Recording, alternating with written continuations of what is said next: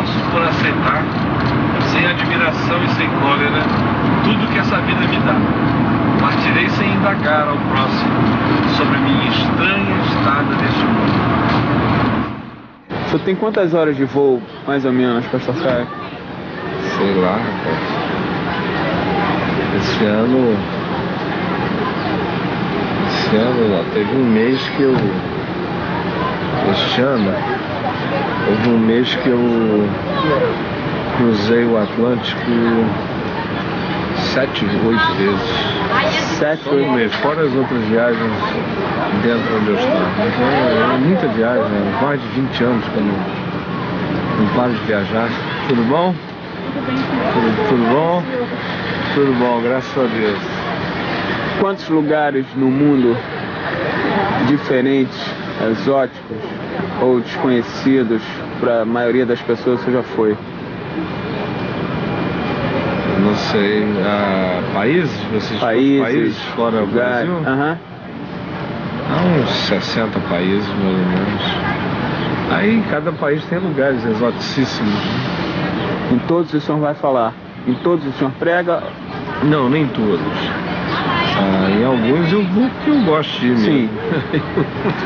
Fazer uma viagemzinha sem ser a trabalho de vez em quando faz bem, né? E eu agora especialmente estou com o plano de visitar alguns lugares assim onde certamente eu não irei para trabalhar nem para falar. Eu quero fazer a pé um caminho de uma semana nas trilhas incas, andando. Eu quero visitar andando as trilhas, os tracks do Nepal.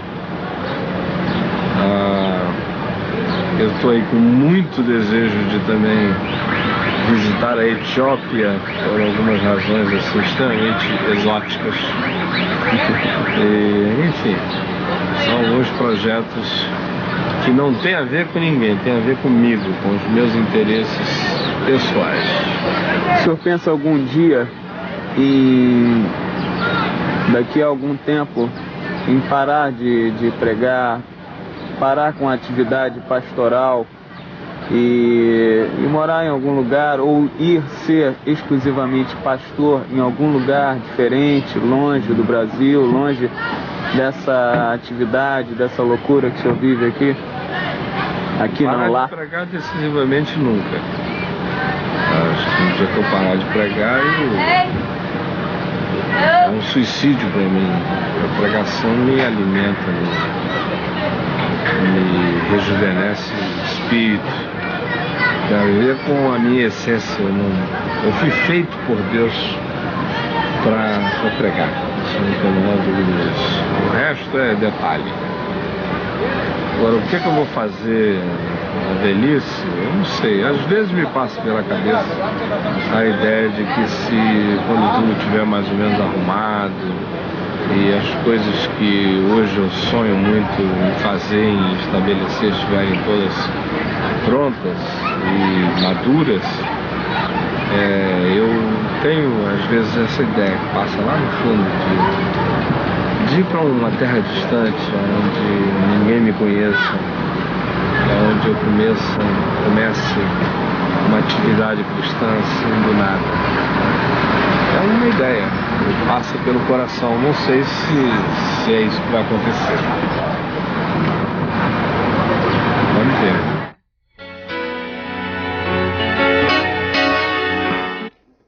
Nós estamos em Cafarnaum. Cafarnaum, que significa casa de Naum. Cafarnaum, que era uma cidade importantíssima da Galileia nos dias de Jesus. Então aqui você está pisando em história. Não nessa sinagoga, porque essa sinagoga ela já é uma construção pouco depois dos dias de Jesus. A sinagoga dos dias de Jesus estava erguida aqui, neste lugar. Ela foi destruída e esta aqui a cobriu imediatamente depois. E essa aqui veio a ser objeto de uma destruição natural por causa de um cataclismo, um terremoto. Foi que desestruturou essa sinagoga já aí por volta do V século. Mas a gente está, portanto, pisando num chão, numa cidade, numa geografia, onde há coisas, pedras, ruínas, dos dias de Jesus. E aí quando você lê daqui para frente os episódios relacionados a Jesus em Cafarnaum, você vai entendê-los com muito mais clareza, com muito mais proximidade, com muito mais visibilidade. Diz a palavra de Deus em Mateus que depois que Jesus é tentado no deserto, vence as tentações e no poder do Espírito Santo ele sai pregando o Evangelho do Reino em todos os lugares. Ele, entretanto, escolhe Cafarnaum para ser a sua base de operações, o lugar onde ele tem o seu repouso, onde ele dorme, onde ele assenta a cabeça, para onde ele volta. Durante aqueles 3 anos de ministério dele, é para cá que ele volta.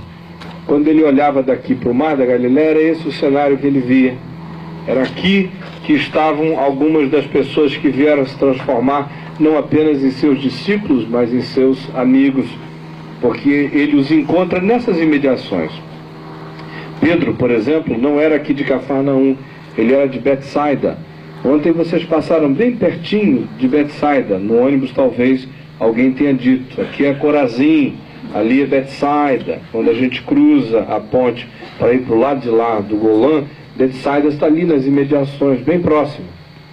São cidades que aparecem muito no Novo Testamento nos dias de Jesus, nos Evangelhos. Cafarnaum, Tiberíades, Betsaida, Corazim, estão assim fazendo um anel, uma meia-lua aqui no lago de Genezaré. Dessas todas, para o Evangelho, a mais estratégica é Cafarnaum.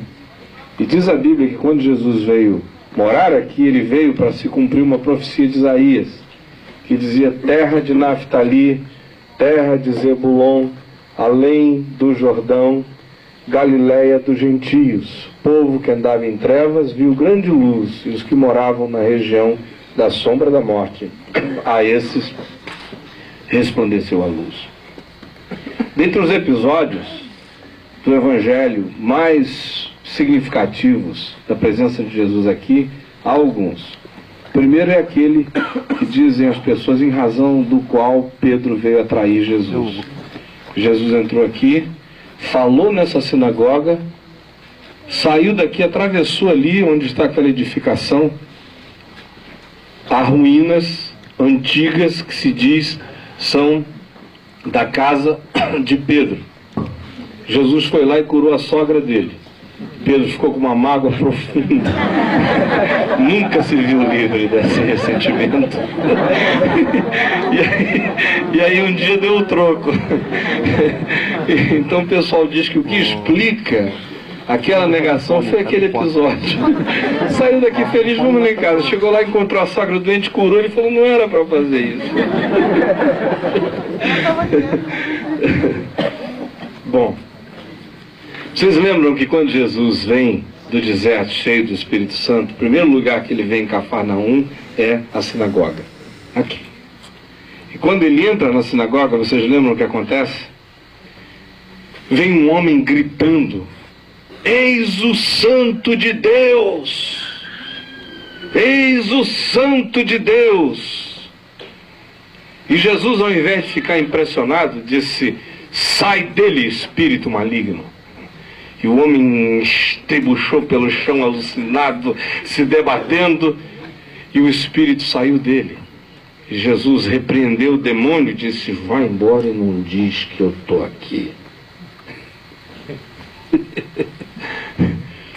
E aí as pessoas veem, não sabem o que é aquilo e ficam maravilhadas. Dizem: que doutrina é esta? Porque meramente com a palavra ele fala e os espíritos fogem. E aí diz a Bíblia que naquele dia à tarde, Jesus ficou aqui à porta de Cafarnaum e vieram pessoas atormentadas de espíritos, doentes, paralíticos, coxos, enfermos da mente, da alma e do corpo, foram trazidos e Jesus os curou a todos aqui na porta de Cafarnaum. E aí a fama dele corre, se espalha para todos os lados e Cafarnaum se transforma num ponto de referência onde a população turística aumenta substancialmente por pessoas que vêm de todos os lugares com seus males e angústias para serem curados. A tal ponto que vai ficando difícil encontrar um lugar onde Jesus possa falar. E aí vem um segundo episódio que acontece aqui em Cafarnaum. Ele está na casa de Simão, quando de repente a multidão vem entrando, a casa vai enchendo, aí não dá mais o pessoal dentro da casa, eles começam a se esparramar pelo lado de fora, não cabe mais uma viva alma e ele está ensinando lá dentro. De repente eles olham para cima, começa aquele negócio,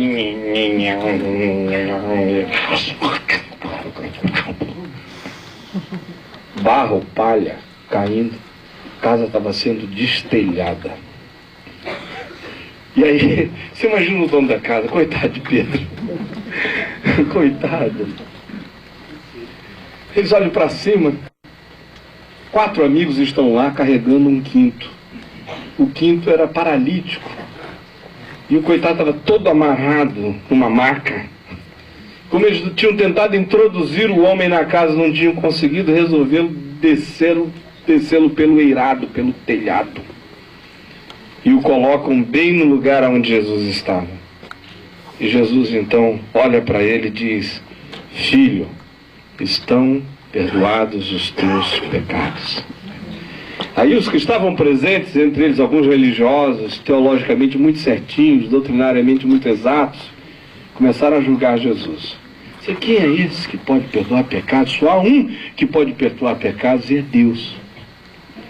E o Evangelho diz que Jesus lhes conhecia o pensamento, de tal modo que os provoca mais ainda.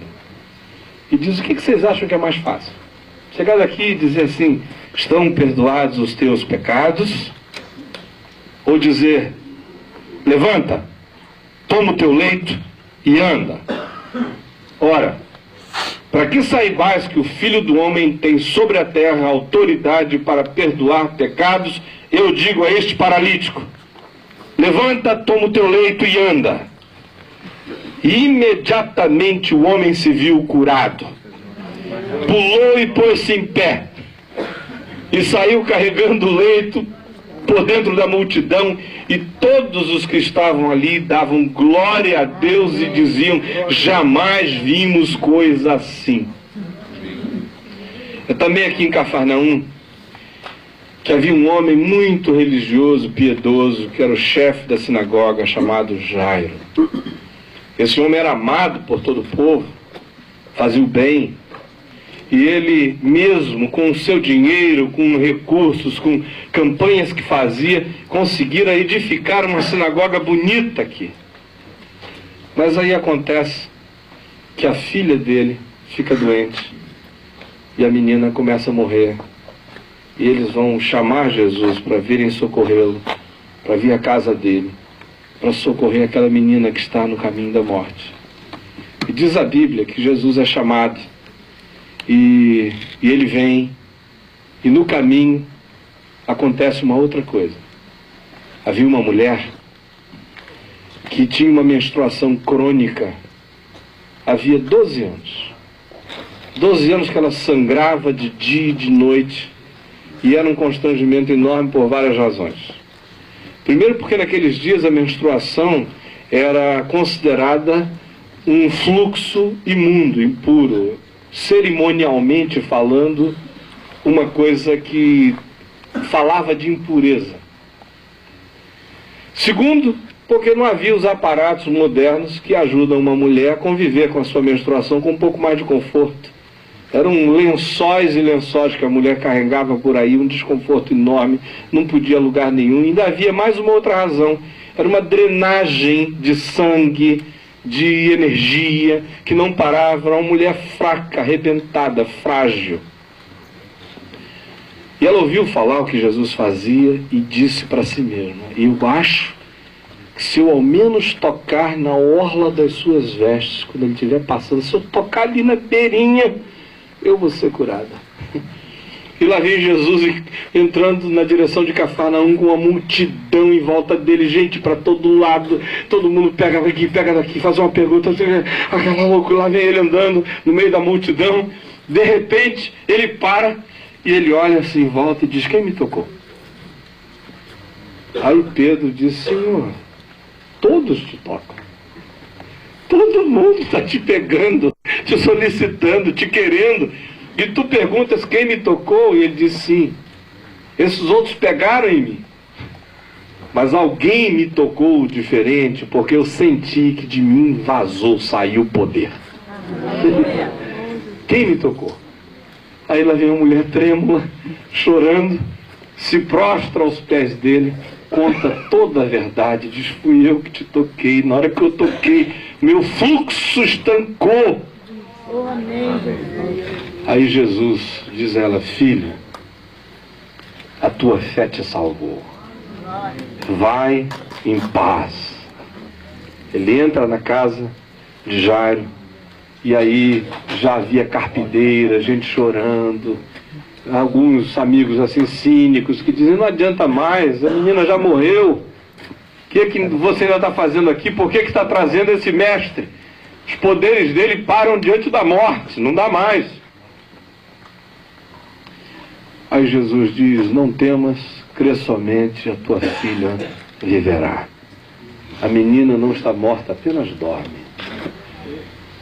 E entrou na casa, não deixou, entretanto, que muita gente o acompanhasse, fez-se seguir apenas de Jairo, a sua mulher, e os discípulos Pedro, Tiago e João, que com ele entraram no aposento mais íntimo. Ele, tomando a menina pela mão, a levantou. Menina, levanta.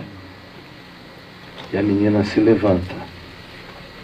Se a famosa frase Talita cumi, menina, levanta. E a menina levanta. E aí ele chama os pais e ela só tem há 13 anos, ela é uma adolescente.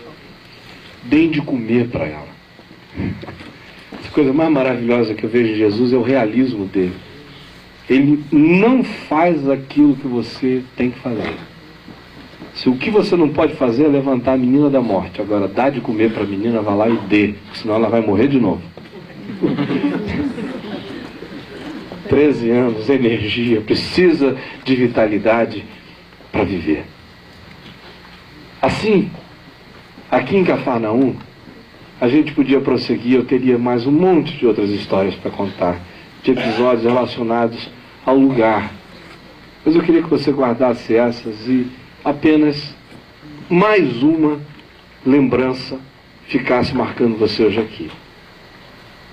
É de que aqui nessas imediações que ele encontra os homens simples com os quais ele vai mudar a história do planeta. Não havia nenhum PhD, não havia nenhum mestre de sabedoria religiosa, não havia ninguém educado na Grécia, não havia ninguém com um background recomendável, ninguém com pedigree. Eram pescadores simples da região, ou gente até de reputação não recomendável, como Mateus, que era coletor de impostos aqui, vivia metendo a mão no bolso da moçada, uma reputação horrorosa. Ele vai, entretanto, coletando essas pessoas. Olha para um e diz: vem. Ele encontra um que está ansioso pelo Messias. Ele diz: me segue.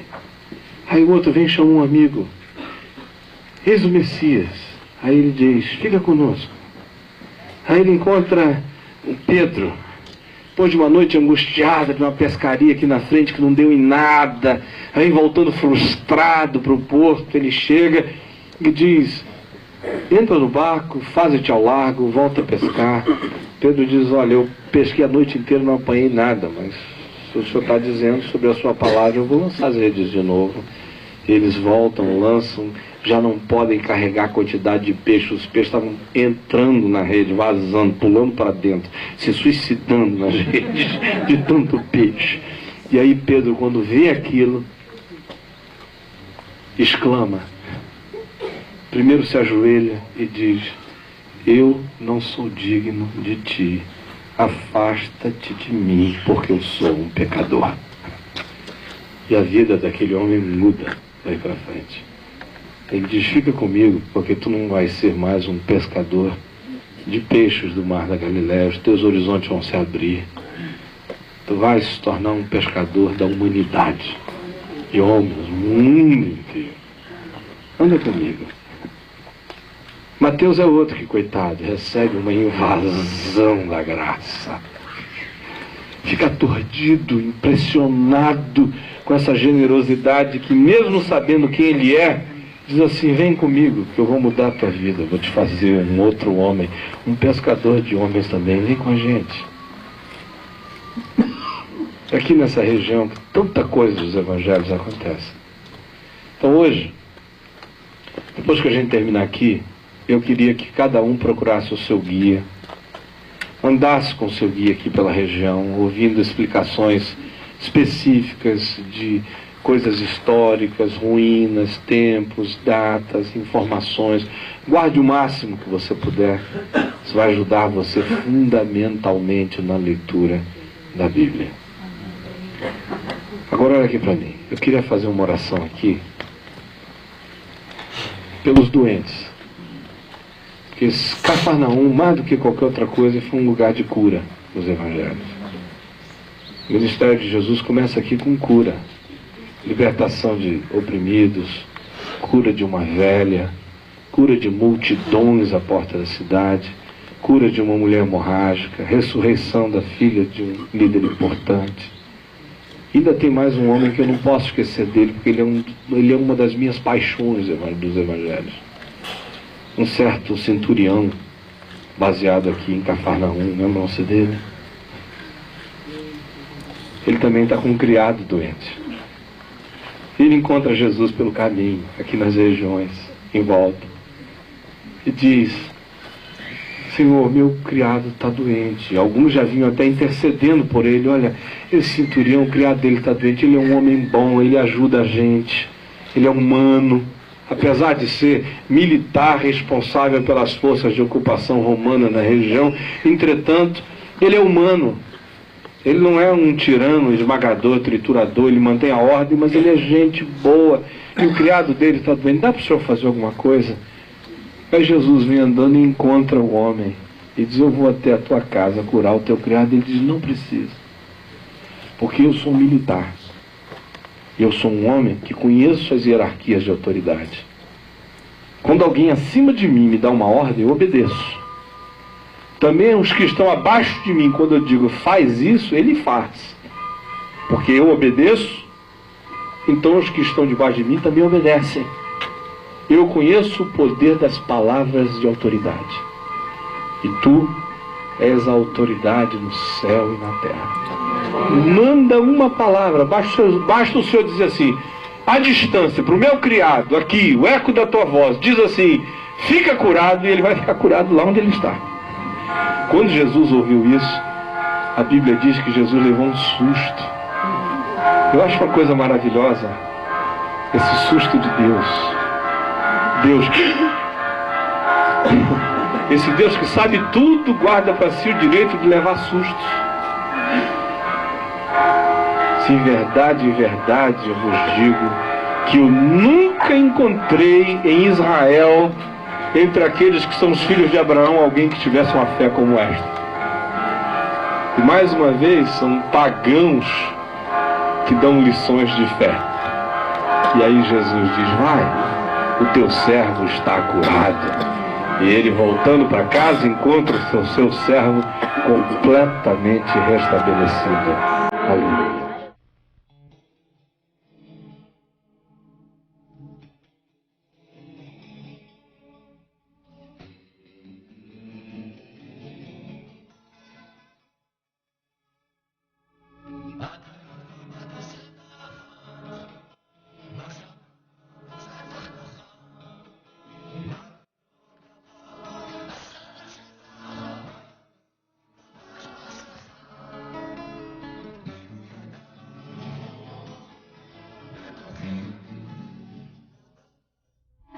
Ele é dono do restaurante?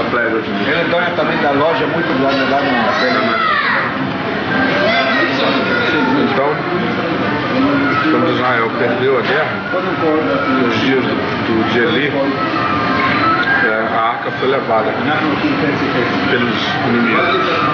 E ela foi colocada lá dentro da cidade deles. E aí começaram a aparecer pragas, tumores, ratos e outras coisas. E aí eles resolveram fazer o seguinte teste: se isso está nos acontecendo por causa da arca, a gente precisa saber.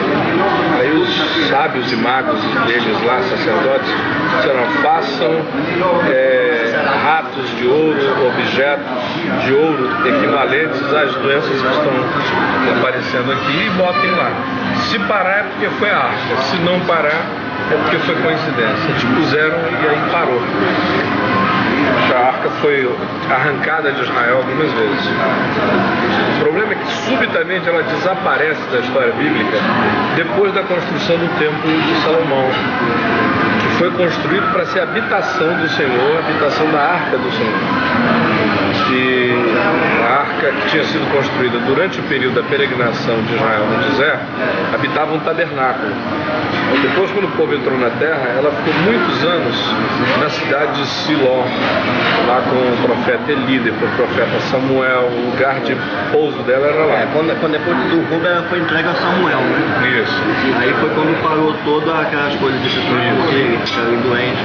Depois disso, ela foi trazida para Jerusalém. Nos dias de Davi, ele disse: eu vou construir um templo ao Senhor. Mas não concluiu o templo, ele não começou a construir o templo, porque Deus disse que ele tinha sido um homem de sangue, tinha derramado muito sangue, que o filho dele construiria. Salomão fez o templo e a arca foi colocada dentro, com muita pompa, muita glória. Só que de repente a arca desaparece por encanto da história do Velho Testamento. Ninguém fala mais na arca. Ela só reaparece simbolicamente no livro do Apocalipse, quando João, que escreveu o Apocalipse, diz que a Arca da Aliança foi encontrada na presença de Deus, no céu. Mas aí é uma alusão simbólica, espiritualizada. Historicamente falando, a questão é: onde é que a arca foi parar? E o Hugo deu essa brilhante resposta, dizendo que a gente precisa perguntar do Harrison Ford. Agora, pastor, como Elias ele subiu ao céu sem morrer? Mas deixa eu terminar a arca. Depois a gente vai pro Elias. Isso que eu ia perguntar. Será que a arca também poderia ter construído alguma coisa desse tipo? Ter sumido igual Moisés sumiu? Não, eu acho que o silêncio acerca da arca tem a ver com vergonha. Eu acho que a Bíblia não fala, os judeus não falam da arca depois de Salomão, porque o que aconteceu foi vergonhoso. Você acha que se a arca tivesse sido arrebatada, levada para o céu, eles não teriam falado? Teria virado um evento bíblico. Exato. Eles não falam por vergonha. O que aconteceu? E aí, na linha do que o Hugo falou, eu acho que isso tudo tem a ver com uma paixão. A arca foi a parada. Foi fruto de uma paixão. A rainha de Sabá veio conhecer a sabedoria de Salomão. Ela era negra da Etiópia, uma mulher bonita, deslumbrante. E ela chegou aqui, ouviu a beleza, a sabedoria de Salomão, ficou deslumbrada.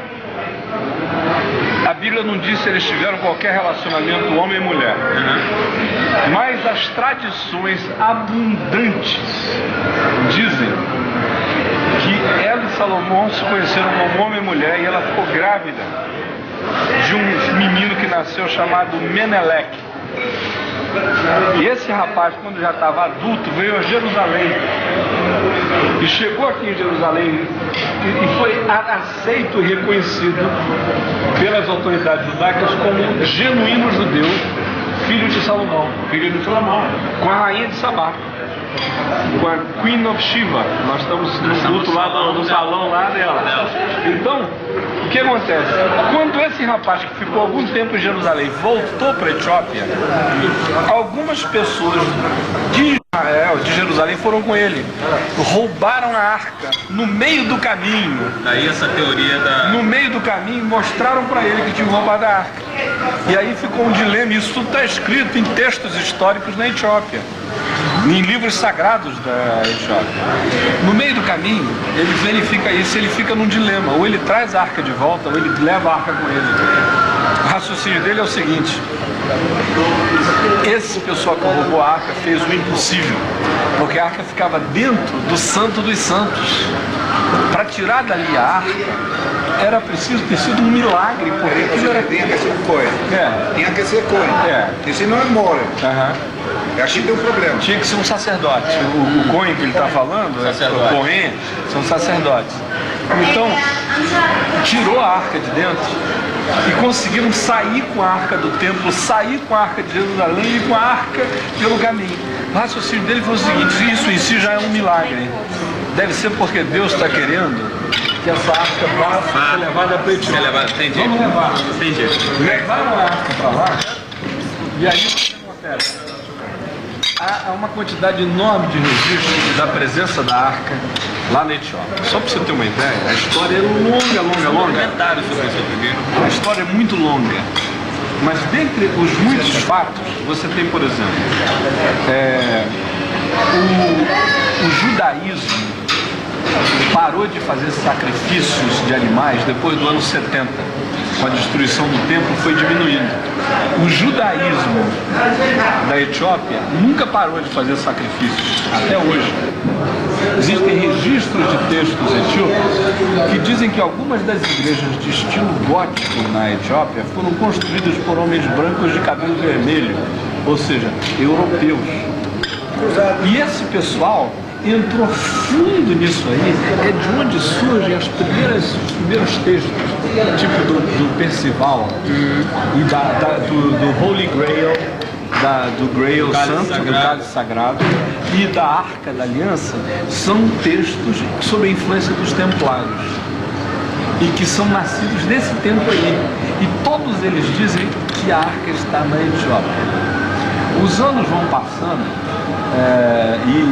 essas tradições vão crescendo, até que você chega, por exemplo,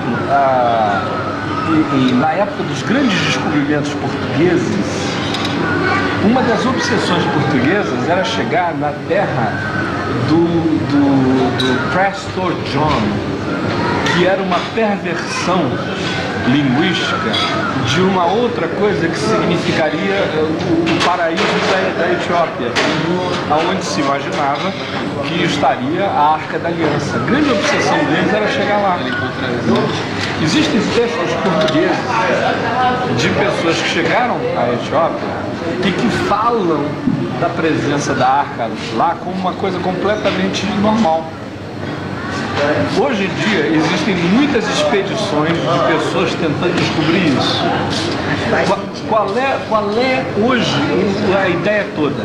A ideia é a seguinte: de que a arca foi roubada por Menelik, filho de Salomão com a rainha de Sabá, foi levada para a Etiópia, ficou mantida sob o judaísmo etíope durante muito tempo. Quando a nação se transformou quase que unanimemente cristã e o poder contra os cristãos, a arca foi levada para a mão de cristãos e foi mantida em Aksum, que é a cidade santa deles, por séculos e séculos e séculos, e ficou dentro do templo da igreja de Santa Maria Virgem de Sião, em Aksum. Que eles não deixam de baixar. Ninguém pode entrar. Ninguém entra. Até hoje. E mais do que isso, todas as vezes que se tentou invadir ou tomar a cidade, a população inteira cerca a igreja.